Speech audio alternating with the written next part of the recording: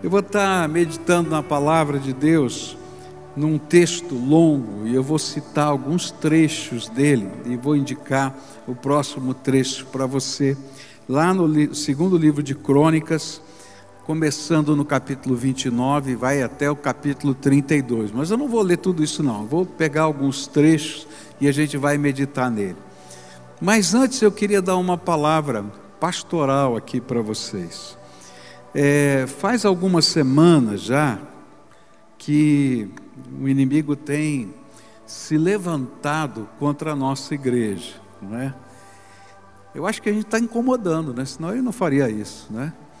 E a gente tem sofrido algum ataque, né? A gente pode usar essa palavra, de um grupo aqui da nossa cidade que se identifica como adoradores de Satanás. E aí alguns têm vindo aqui à nossa igreja, distribuído panfletos no meio da igreja, falado com pessoas, caminhado no meio do templo com disfarces, né? com identificações. A princípio eu nunca quis falar nada, porque eu acho que era para dar destaque, mas aí Deus colocou no meu coração um sentimento. O primeiro sentimento humano é de indignação, eu vou confessar isso para você. Mas aí o Espírito Santo me corrigiu, falou: não, você não está vendo a grande oportunidade que eu estou dando? Porque essas pessoas vão se converter. Então nós vamos tratar essa gente em amor, a gente vai orar por eles. Se você encontrá-los, convida para tomar um lanche na cantina, e a gente vai deixar esse povo doidinho para entender que povo é esse. É o povo do Senhor Jesus, que abençoa, que ora e que transforma, porque a Bíblia diz que a nossa luta não é contra a carne nem contra sangue, mas contra principados e potestades. Então a gente não tem que lutar com as pessoas, a gente luta espiritualmente, e se a gente ganhar um desses para Jesus, eu vou celebrar aqui, você nem imagina quanto, tá? Então posso contar com a sua oração? E também, se você encontrar, trata bem, convida para tomar um lanche, fala do amor de Deus, tá? Se entregarem o papel, você diz assim: não preciso, eu tenho a palavra, mas eu quero dizer que Deus ama você, e não discuta, não brigue, não se irrite, ame, que o amor constrange os corações. Foi assim que o Senhor Jesus nos ensinou a lidar, não é, com aqueles que às vezes não têm a mesma visão e querem fazer alguma coisa até assintosa contra nós. Você concorda com isso? Quem concorda, diga amém. Ó, se você disser amém, você vai acabar pagando um lanche desse, viu? Toma cuidado. Eu comecei a pregar semana passada sobre um tema que arde no meu coração desde a minha infância.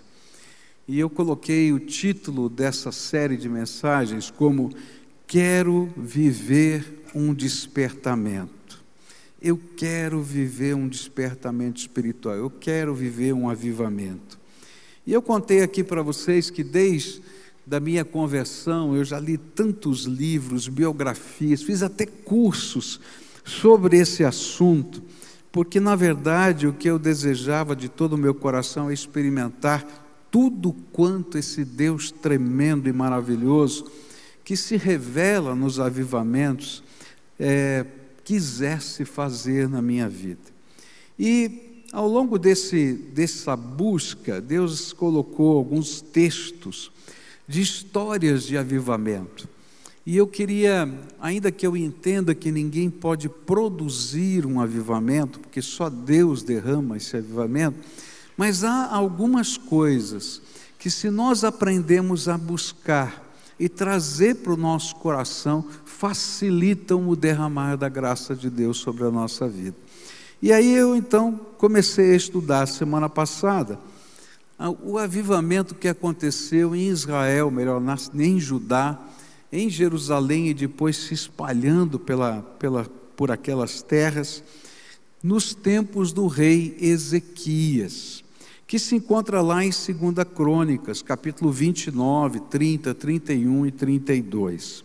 E a gente aprendeu a semana passada no culto da manhã que o primeiro aspecto de um avivamento nascendo na nossa alma é uma firme decisão de buscar ao Senhor. E a gente aprendeu com a história desse rei que começou a reinar com 25 anos, que o seu pai não adorava a Deus, tinha fechado o templo, que tinha se convertido à idolatria, com coisas abomináveis diante de Deus, inclusive com sacrifício de crianças. E alguns dos irmãos de Ezequias foram assassinados pelo pai, jogando esses seus filhos no ventre incandescente do deus Moloque, vivos, para morrerem ali. E quando ele se torna rei, ele diz: não, isso eu não quero para a minha vida, eu vou tomar uma decisão, e a minha decisão é servir e buscar a Deus de todo o meu coração. Eu digo que todo avivamento começa com uma decisão na nossa alma, quando a gente se compromete a colocar o Senhor em primeiro lugar. E quando a gente coloca Ele em primeiro lugar, abrem-se as portas dos céus, para que o Senhor derrame graça sobre a nossa vida. Segunda coisa que aprendemos a semana passada, é que quando começamos a buscar a Deus, Deus dá para nós um novo sentido para aquilo que é o templo. O templo estava fechado.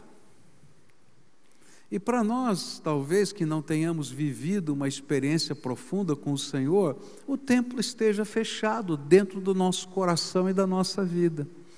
Porque para muita gente, o templo é um monumento da fé daqueles que já passaram.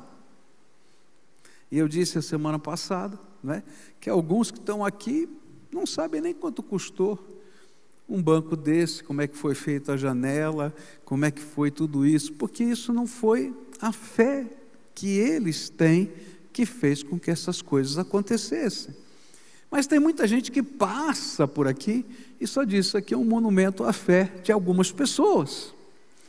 Mas quando a gente tem uma experiência viva com o Deus Todo-Poderoso, adorar a Deus junto com os nossos irmãos passa a ser algo tremendo, porque a gente ressignifica esse lugar para o lugar da minha adoração no presente. Talvez eu não saiba quanto custou um banco desse ou essa janela, mas eu sei que onde 2 ou 3 pessoas estiverem reunidas em nome de Jesus, o Senhor está no meio da gente, e a gente sente a manifestação da graça, do poder e assim por diante. Eu disse semana passada que se você está assistindo o culto, já se acostumou lá depois da pandemia a assistir os cultos só pela televisão, pelo YouTube, pelo rádio, eu quero dizer, olha, que bênção que você está ouvindo a palavra de Deus, porque a palavra de Deus invade a tua casa de alguma maneira. Mas eu quero dizer para você que quando a gente está no meio do povo de Deus, tem um poder diferente, porque é promessa do Senhor Jesus. E a gente vem aqui, não é porque não tem mais nada que fazer, tem tanta gente ocupada aqui, a gente vem aqui porque esse é o lugar da minha adoração, esse é o lugar onde eu vou exercitar os meus dons, esse é o lugar onde eu vou abençoar e ser abençoado, e isso denota um avivamento. Em todos os avivamentos, não apenas templos foram construídos, mas eles ficaram superlotados. Quando o avivamento da reforma aconteceu, Lutero, que era um padre católico, começou a pregar a Bíblia, fazer sermões expositivos. Isso gerou tanto interesse na cidade, que não cabia dentro do templo as pessoas que queriam ouvir o sermão. E então se colocavam ingressos, não eram pagos, mas era só para controlar quem podia entrar ou não. E todos os dias tinham 7 cultos, e todos os cultos estavam lotados naquela paróquia, porque a palavra de Deus estava sendo pregada, e as pessoas tinham fome e sede da palavra de Deus, e coisas extraordinárias de Deus estavam acontecendo. Toda vez que há um avivamento, há um despertar para essa comunhão espiritual. E eu quero nessa noite começar um outro tema que tem a ver com avivamento. Olha só o que acontece quando o lugar do Senhor na nossa alma está colocado. Ele é o primeiro, Ele é o Senhor. Nós o estamos buscando, nós temos uma decisão ao lado dele. Quando a adoração flui da nossa alma, ela não é uma obrigação religiosa, é uma necessidade. Eu quero ter um encontro com o Senhor. Semana passada brincaram comigo aqui, porque eu tirei do baú, não é? Eu marquei um encontro com Deus, porque é isso mesmo que a gente veio fazer aqui. Mas, olha só o que mais acontece. 2 Crônicas, capítulo 29, a partir do verso 31, diz assim: disse então Ezequias: agora que vocês se dedicaram ao Senhor, tragam sacrifícios e ofertas de gratidão ao templo do Senhor. E assim a comunidade levou sacrifícios e ofertas de gratidão, e alguns espontaneamente levaram também holocaustos. Verso 33: os animais consagrados como sacrifícios chegaram a 600 bois e 3.000 ovelhas e bodes. Verso 36: Ezequias e todo o povo regozijavam-se com o que Deus havia feito por seu povo, e tudo em tão pouco tempo. Agora capítulo 31, versos 3 a 6. O rei contribuía com os seus bens pessoais para os holocaustos da manhã e da tarde, e para os holocaustos dos sábados, das luas novas e das festas fixas, conforme o que está escrito na lei do Senhor. Ele ordenou ao povo de Jerusalém que desse aos sacerdotes e aos levitas a porção que lhes era devida, a fim de que pudessem dedicar-se à lei do Senhor. E assim que se divulgou essa ordem, os israelitas deram com generosidade o melhor do trigo, do vinho, do óleo, do mel, de tudo que os campos produziam, e trouxeram o dízimo de tudo, e era uma grande quantidade. E os habitantes de Israel e de Judá, que viviam nas cidades de Judá, também trouxeram o dízimo de todos os seus rebanhos e das coisas sagradas, dedicadas ao Senhor, o seu Deus, ajuntando-os em muitas pilhas. Os capítulos 29, 30 e 31 de 2 Crônicas vão nos mostrar que quando o coração está no lugar certo, que é o Senhor em primeiro lugar, e a adoração e o lugar de adoração se transformam de um monumento da fé dos meus antepassados, na minha própria experiência de adoração, outro valor é instalado pelo Senhor no coração do seu povo. Um valor que passa a ser parte da nossa essência.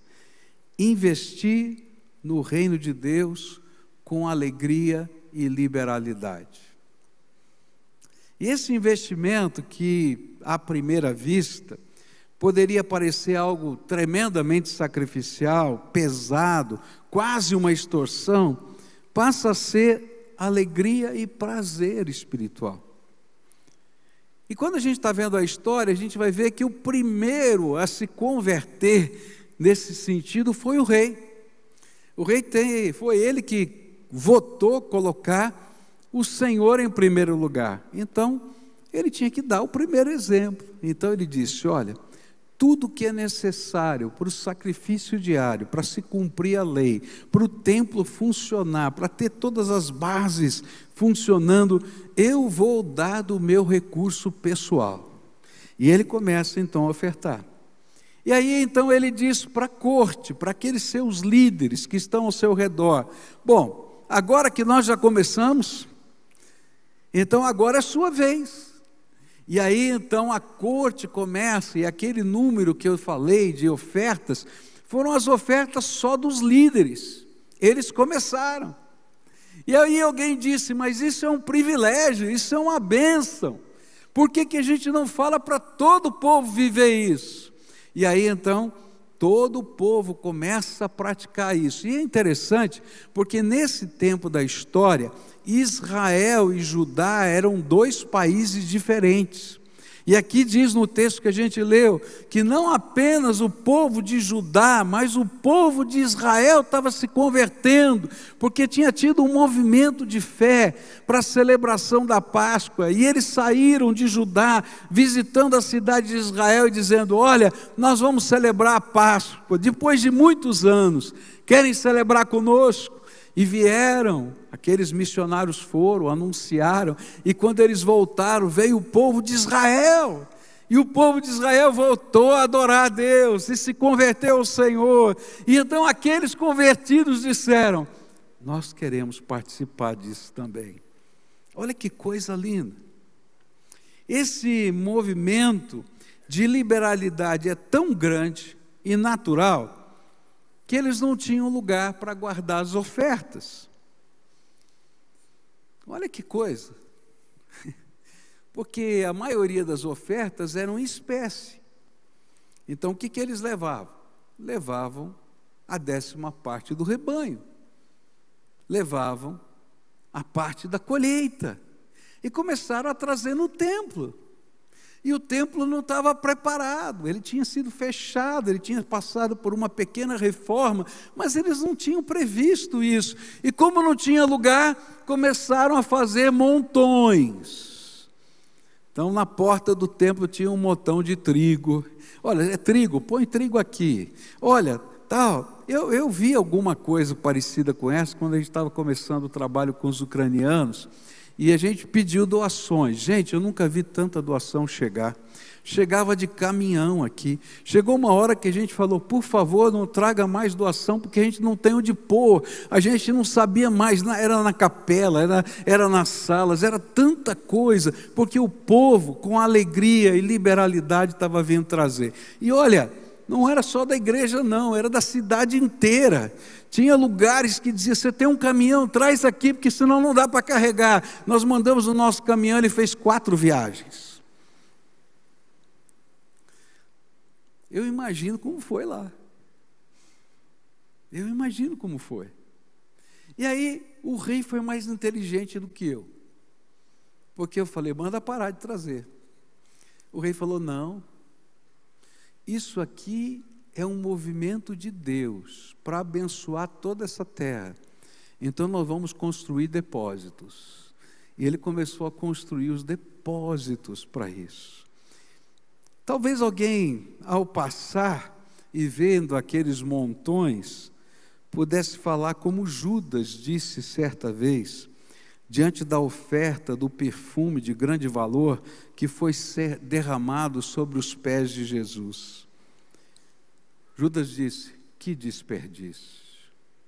Eu me lembro quando nós estávamos construindo esse templo, eu encontrei um médico da cidade numa reunião, e quando me apresentei e disse que era pastor dessa igreja, e ele disse assim: você é o pastor daquela igreja que está construindo aquele grande templo? Eu falei: sou o pastor de lá. Pois é, que pena que você constrói com o dinheiro dos pobres. Eu falei: por quê? Não entendi, você pode me explicar? Porque rico não dá dinheiro nenhum para isso não. Eu falei: onde tiver o seu tesouro, aí vai estar o seu coração. Não é assim que a Bíblia diz? Quando o nosso tesouro está no coração, que está no nosso coração, está na pessoa do Todo-Poderoso Senhor da nossa vida, então a gente tem prazer de servi-lo e de adorá-lo de qualquer maneira. É interessante que Judas fez esse comentário, mas o Senhor não viu como desperdício, pois eram estas ofertas que abençoavam. E Jesus vai dizer naquele comentário: ela me ungiu para a minha morte. Olha que coisa tremenda, falando do sacrifício dele para perdão dos nossos pecados.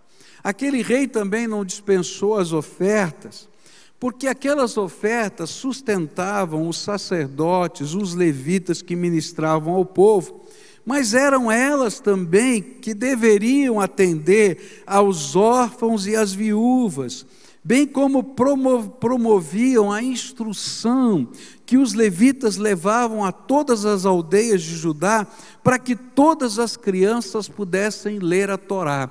É uma coisa linda, o poder da palavra de Deus.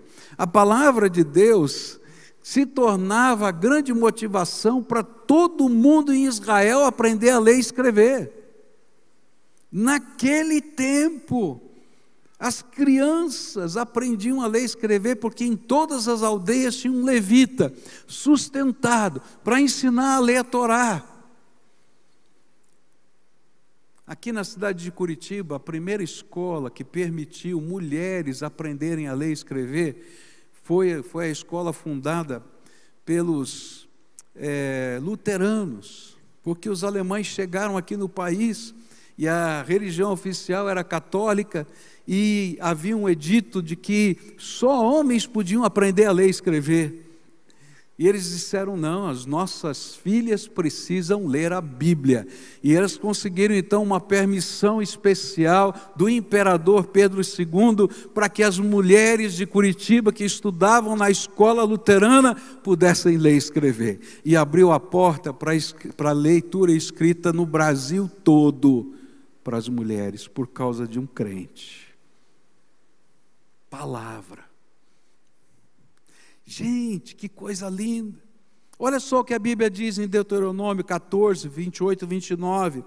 Ao final de cada 3 anos, tragam todos os dízimos da colheita do 3º ano, armazenando-os em sua própria cidade, para que os levitas que não possuem propriedade nem herança, e os estrangeiros, os órfãos e as viúvas que vivem na sua cidade, venham comer e saciar-se, e para que o Senhor, o seu Deus, os abençoe em todo o trabalho das suas mãos. O rei olhou e falou, não, tem muito órfão, tem muita viúva, olha, tem muito levita que parou de ensinar a ler e escrever porque o templo foi fechado, tem muita criança que precisa ir para a escola.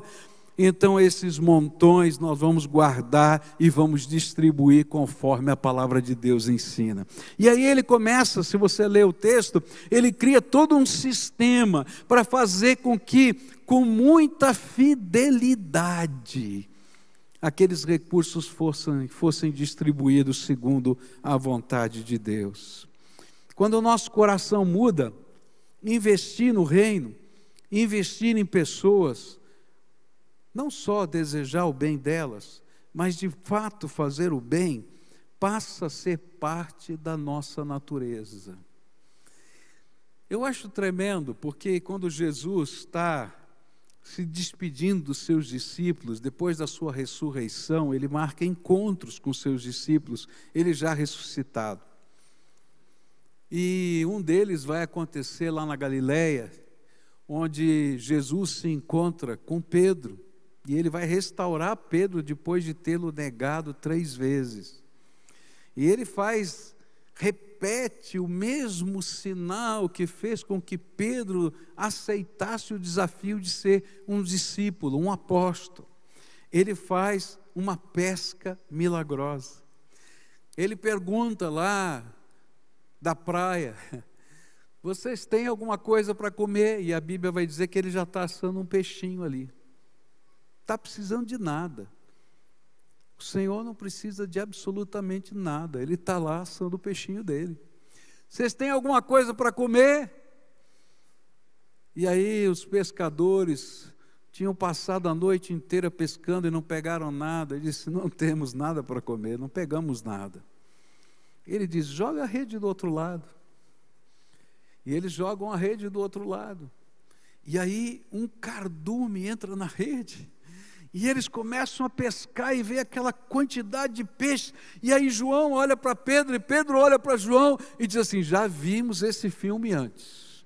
Já vimos. E aquilo é tão forte que Pedro começa a nadar. E ele sai do barco, esquece os peixes. Ele quer ver quem é aquele que está na praia. E ele se encontra com Jesus. E aí começam os diálogos com o Senhor. E Jesus pergunta para Pedro, Pedro, tu me amas? Ele vai responder, tu sabes que eu te amo, tu me amas mais do que estes. tu sabes que eu te amo. Pergunta a terceira vez, tu me amas? E em todas as vezes, ele diz, apacenta os meus cordeirinhos. Era como se Jesus estivesse dizendo assim, se você me conhece e me ama, você precisa cuidar das pessoas que eu amo. E sabe, liberalidade é uma das maneiras da gente cuidar. Porque o apóstolo Tiago, irmão do Senhor, líder da igreja de Jerusalém, ele vai dizer assim, se chega alguém com fome, e você só faz uma oração por essa pessoa e manda embora, que tipo de evangelho é esse que você está vivendo? Por quê?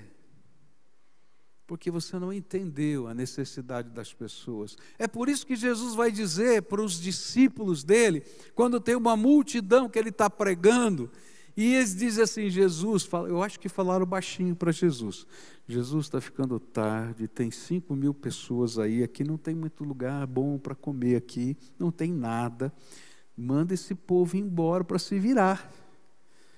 E o Senhor olha para eles e diz assim, dai-lhes vós de comer. Ele diz, como? Vou gastar 200 denários para poder comprar pão, só pão, para 5.000 pessoas? E aí chega André pertinho dele e diz assim, ó, tem um molequinho aqui, que diz que tem pão. Ele tem 2 peixinhos e 5 pãezinhos. Mas o que é isso para 5.000 pessoas? Não dá para nada. E aí, sabe o que acontece? O Senhor pega os pãezinhos e multiplica. Pega os peixinhos e multiplica. E sobram 12 cestos. Um para cada discípulo que estava duvidando. Quando o nosso coração está no lugar certo, muda a nossa visão para com a grana, com o dinheiro.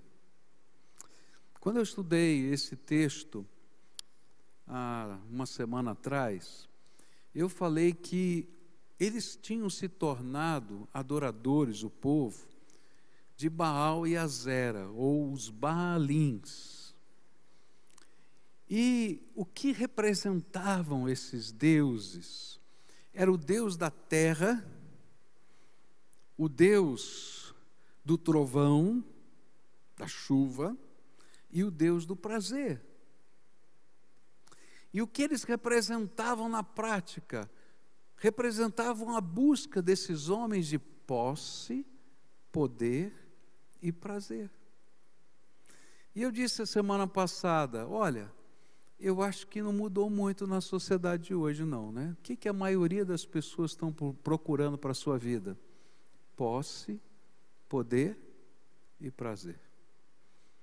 Por isso Jesus disse, não é? Que eu não posso servir a Deus e a Mamon, falando de dinheiro.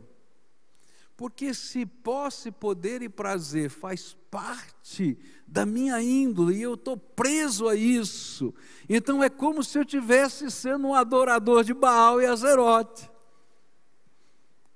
Eu estou buscando a mesma coisa, só de maneira diferente. Mas quando Jesus se torna o primeiro na minha vida, eu vou dizer, não, eu estou buscando o Senhor em primeiro lugar. Buscai primeiro o reino de Deus e a sua justiça e o quê? Não sabe, decore isso, pelo amor de Deus. Todas as outras coisas vos serão acrescentadas. Buscai primeiro o reino de Deus e a sua justiça e tudo vai ser acrescentado. A gente inverte a ordem dos valores. E aí Deus diz assim, você é confiável. É confiável, então eu posso abençoar mais.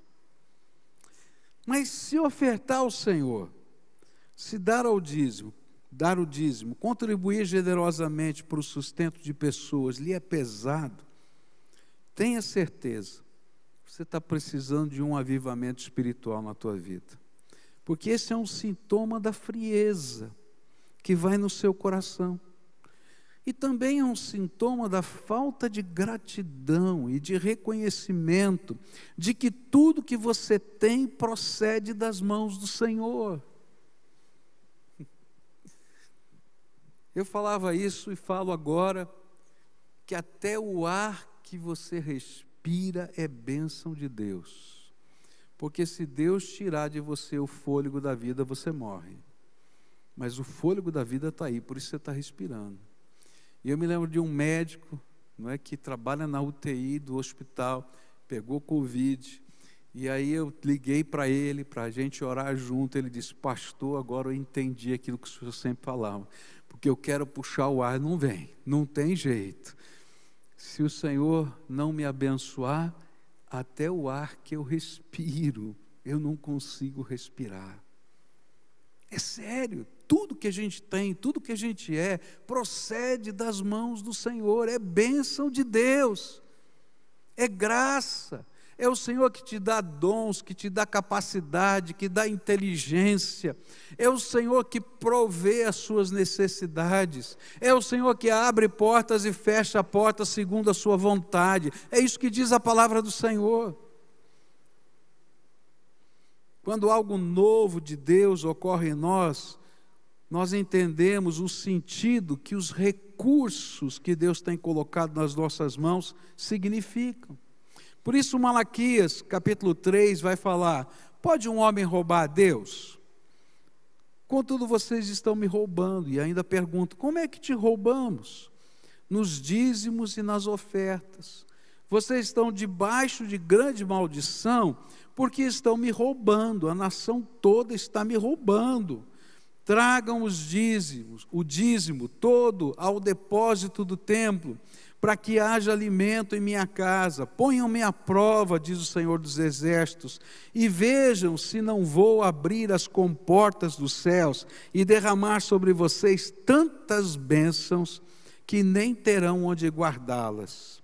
Impedirei que pragas devorem suas colheitas, e as videiras nos campos não perderão o seu fruto, diz o Senhor dos Exércitos. E então todas as nações os chamarão de felizes, porque a terra de vocês será maravilhosa, diz o Senhor dos Exércitos. E é interessante porque o Novo Testamento trata desse assunto e coloca numa perspectiva de transformação espiritual. E lá em Efésios 4, 28, o apóstolo Paulo diz assim: o que furtava, não furte mais, antes trabalhe, fazendo algo de útil com as mãos, para que tenha o que repartir com quem estiver em necessidade. É interessante, né? Porque quem furtava pensa assim: o que é teu é meu, e eu não estou nem aí com isso, vou lá e roubo. Mas quando a gente se converte, tudo é do Senhor, e aí eu posso dizer: o que é meu é teu, e eu posso abençoar pessoas, porque eu não estou preso a isso. É claro que eu tenho que ter critérios, eu tenho que cuidar da economia da minha casa, tenho que sustentar os meus filhos, tenho que pagar a luz, a água, o telefone, enfim, todas as despesas que são normais, mas muda o conceito de valor na nossa vida. A grande mudança ocorre quando entendemos que tudo pertence a Deus e que tudo que somos e temos deve ser usado para a glória de Deus. Quer comais, quer bebais, quer façais qualquer outra coisa, o que diz a Bíblia? Faça para a glória de Deus. O que é dele e é colocado nas nossas mãos, está nas nossas mãos para que nós sejamos dispenseiros de Deus nessa terra. O dispenseiro era o escravo da família de confiança, o serviçal de confiança. E numa fazenda, ele tinha a chave dos depósitos. E sabe, o dispenseiro tinha tanto poder que ele mandava nos filhos do patrão. E ele é que dividia qual era a parte de cada um, fielmente, porque ele prestava contas ao Senhor. E ele está dizendo: eu estou colocando na sua mão para você ser um dispenseiro meu. E Jesus usa essa figura lá em Lucas 12, versículos 42 a 44. E ele diz assim: o Senhor respondeu: quem é, pois, o dispenseiro, o administrador fiel e sensato, a quem o seu Senhor encarrega dos seus servos, para lhes dar a sua porção de alimento no tempo devido? Feliz o servo a quem o seu Senhor encontrar fazendo assim quando voltar. Garanto que ele o encarregará de todos os seus bens. Eu preguei semana passada no Tribunal de Justiça aqui do Paraná e falei sobre como é que a gente mantém a nossa vocação, né? Que a maioria dos juristas foram para a sua vocação com aquele sentimento de fazer justiça. E apresentei algumas razões porque eles deveriam manter essa vocação como a linha de mestra da sua vida. E o último ponto da minha mensagem foi: porque você já está agendado a comparecer diante do tribunal de Cristo, como réu. E o juiz é o Supremo Senhor da Justiça. E Ele vai olhar e vai julgar. Então esteja pronto para esse encontro. Agora, isso não vale só para eles, vale para mim e para você. A Bíblia diz: todos nós vamos comparecer ao tribunal de Cristo. É interessante porque a salvação eterna pode ser garantida pela fé em Cristo Jesus, mas o tribunal de Cristo também é para galardão. Foste fiel no pouco, sobre o muito colocarei. E Paulo vai dizer que alguns vão entrar nos céus nus, cheirando a fumaça. Essa é a figura que ele diz.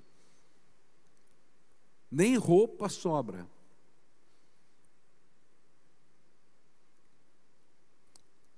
Quando você prestar contas ao Senhor de como Ele tem investido na sua vida e como você tem visto esse investimento e usado esse investimento, como é que você vai passar por essa avaliação do Senhor? Talvez Ele vai dizer: olha, você não entendeu ainda o principal. Aqui a gente não está aqui para posse, poder e prazer, porque a traça e a ferrugem destrói esse tipo de tesouro. A gente está aqui para a gente fazer a vontade de Deus, para que o nosso verdadeiro tesouro esteja no céu. A gente não compra o céu, a gente não compra o galardão, mas a obediência faz diferença na nossa vida. E é disso que a palavra do Senhor está falando, e é disso que Ele está ensinando. Mas acompanha isso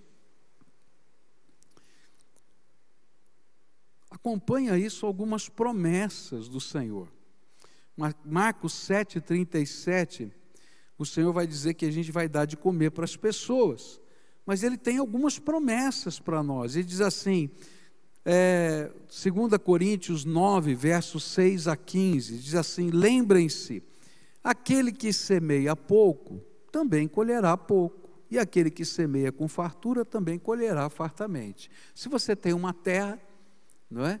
E você sabe que essa terra pode comportar milhares de sementes, se você escolhe colocar nessa terra que comporta milhares de sementes, 10 sementes, você vai plantar pouco e vai colher o quê? O fruto das 10 sementes. Aí Jesus aplica essa ilustração à questão da liberalidade. Ele diz: cada um dê conforme determinou em seu coração, não com pesar ou por obrigação, pois Deus ama quem dá com alegria. Está dizendo: ó, se você está aqui, está ouvindo essa mensagem, está achando que eu estou cobrando o dízimo de você, você não entendeu nada, porque Deus está lá sem precisar de nada, e Ele continua não precisando de nada. Se você não quiser, não dá. Lá em Malaquias, no 1º capítulo, ele diz assim: no que eu tenho vos cansado. Se vocês estão cansados do templo, fechem o templo. Ele diz isso. No que eu tenho vos cansado? Eu tenho sido bênção na sua vida. Verso 7 diz assim: cada um dê conforme determinou o seu coração, não com pesar ou por obrigação, pois Deus ama quem dá com alegria. E Deus é poderoso para fazer que toda graça lhe seja acrescentada, para que em todas as coisas, em todo o tempo, tendo tudo que é necessário, vocês transbordem em toda boa obra. Como está escrito, distribuiu, deu os seus bens aos necessitados, a sua justiça dura para sempre. E aquele que supre a semente ao que semeia, e o pão que come, também lhe suprirá e multiplicará a semente, e fará crescer os frutos da sua justiça. Vocês serão enriquecidos de todas as formas, para que possam ser generosos. Então aqui uma dica, você quer ser rico? Então tem que aprender que o segredo é ser generoso. É isso que a Bíblia está ensinando. Em qualquer ocasião, e por nosso intermédio, a sua generosidade resulta em ação de graças a Deus. Quando você abençoa alguém está dizendo, louvado seja Deus, chegou comida na minha casa. Ele não vai talvez entender que foi você, porque a Bíblia diz que a mão direita não deve falar para a esquerda o que você está fazendo. Ou seja, às vezes a gente dá em segredo, para que a glória seja de Deus. Vocês serão enriquecidos de todas as formas. O serviço ministerial que vocês estão realizando não está apenas suprindo as necessidades do povo de Deus, mas também transbordando em muitas expressões de gratidão a Deus. Por meio dessa prova de serviço ministerial, outros louvarão a Deus pela obediência que acompanha a confissão que vocês fazem do Evangelho de Cristo e pela generosidade de vocês em compartilhar seus bens com eles e com todos os outros. E nas orações que fazem por vocês, eles estarão cheios de amor por vocês por causa da insuperável graça que Deus tem dado a vocês. Graças a Deus por seu dom indescritível. Todo avivamento é marcado por uma onda de liberalidade do povo de Deus, que permite que o reino de Deus seja divulgado, que as missões sejam feitas, que a ação social seja realizada, que os templos sejam construídos, que o cuidado com as pessoas que Deus ama aconteça.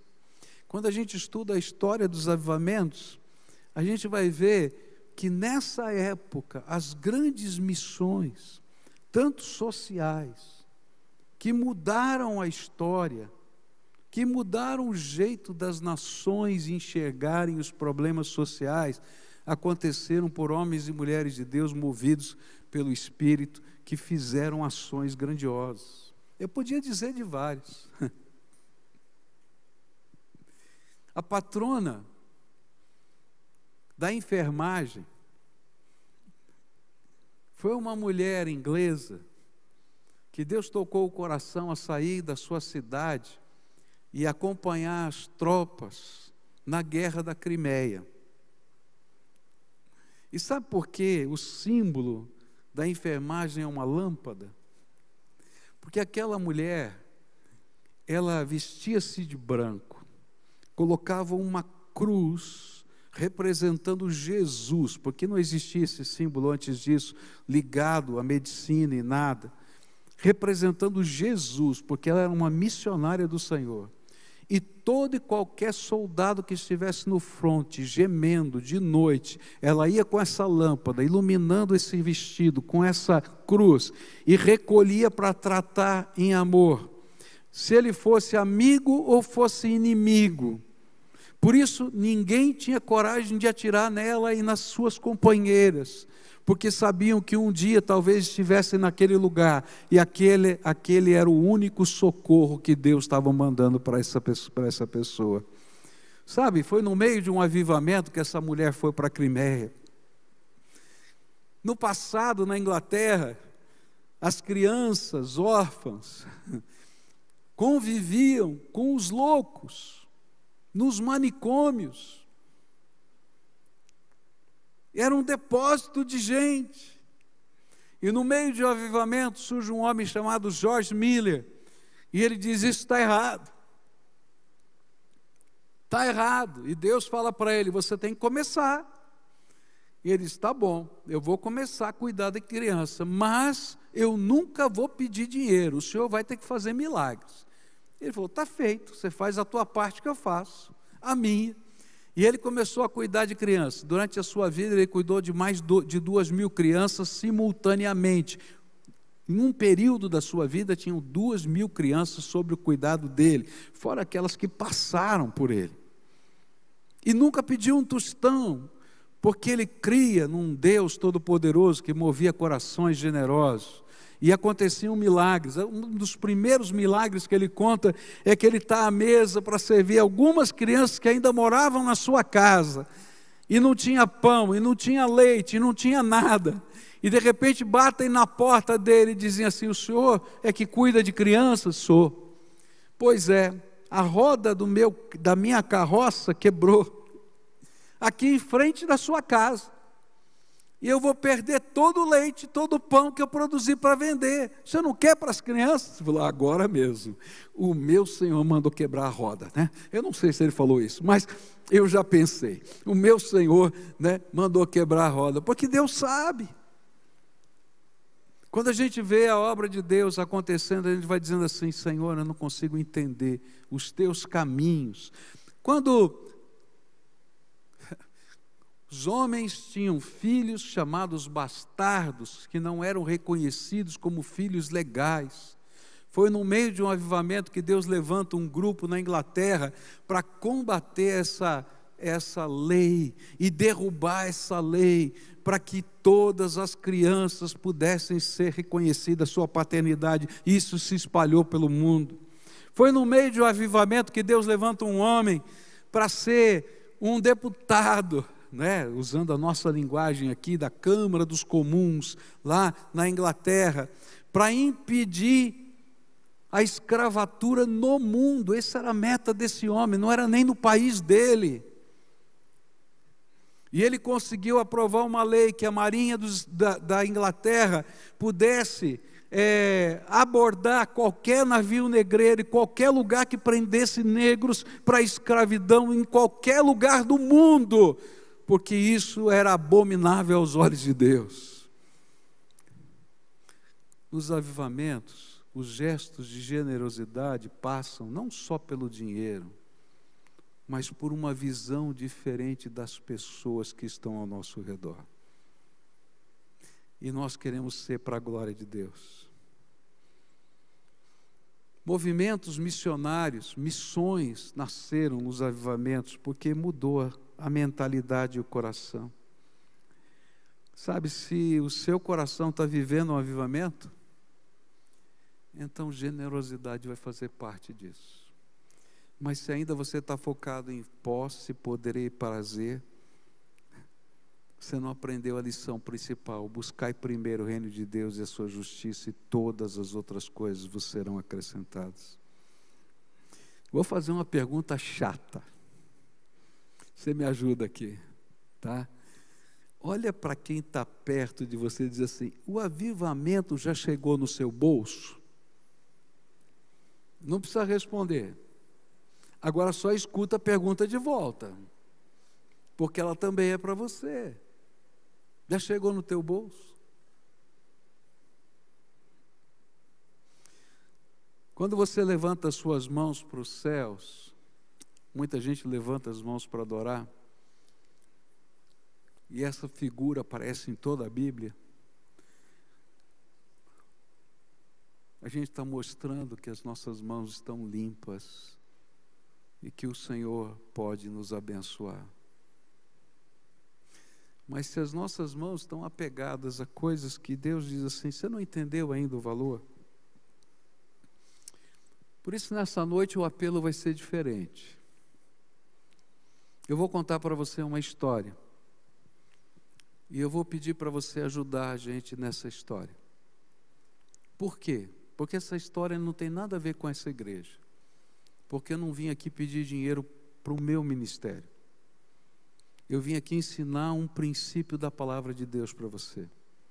E eu creio que uma igreja que não vive esses princípios de generosidade, Deus também vai pesar sua mão sobre ela. Por isso, a maior parte dos nossos recursos são investidos em projetos que não acontecem aqui, mas que estão acontecendo ao redor da gente e que a gente entende que são valiosos, a gente deve investir neles. Eu quero contar para você a história de um pescador, tá? Que é um evangelista, chamado Anderson. Mostra a foto dele lá para mim, tá? Dá para colocar aí? Está lá, isso. Esse aí é o Anderson, ele é pescador no litoral paranaense, num lugar chamado Guaraqueçaba.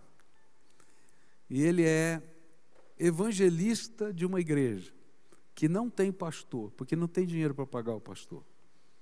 E então ele voluntariamente serve aos seus irmãos.